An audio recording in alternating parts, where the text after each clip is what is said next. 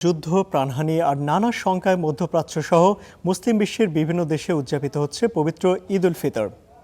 ইরানে ইসরায়েল ও যুক্তরাষ্ট্রের হামলার কারণে এবারে ঈদ আনন্দ অনেকটাই ম্লান মধ্যপ্রাচ্যের দেশগুলোতে। তেহরান থেকে বৈরুত, রিয়াদ থেকে দোহা সবখানেই এখন হামলার আতঙ্ক। এর মাঝেই মধ্যপ্রাচ্য, আফ্রিকা ও ওশেনিয়া অঞ্চলের বড় একটি অংশে আজ ঈদ করছেন মুসলমানরা।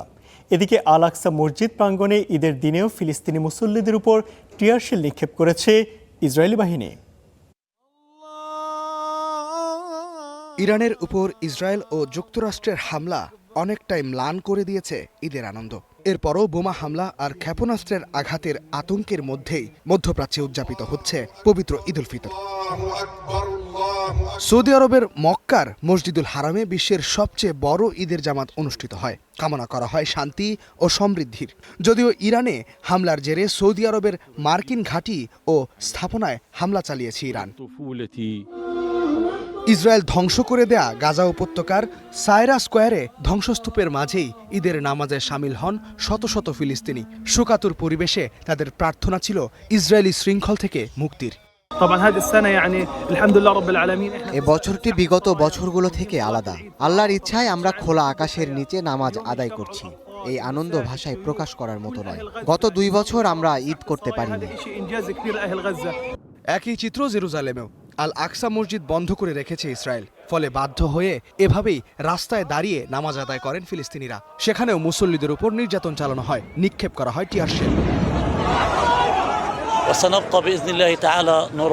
আমরা আল আকসা মসজিদের দরজার সামনে নামাজ আদায় করব। এখানে আমরা নামাজ পড়তে এসেছি, লড়াই করতে আসিনি। ঈদের নামাজ আদায় করা আমাদের অধিকার।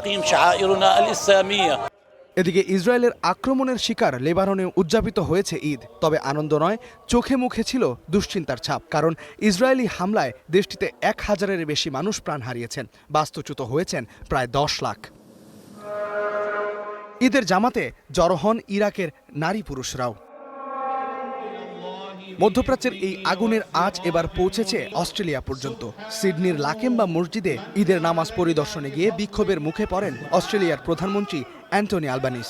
গাজা ও ইসরায়েল ইস্যুতে তার অবস্থানের কড়া সমালোচনা করেন মুসল্লিরা। বিক্ষোভকারীরা তাকে গণহত্যার সমর্থক বলে স্লোগান দিয়ে মসজিদ ত্যাগের আহ্বান জানান।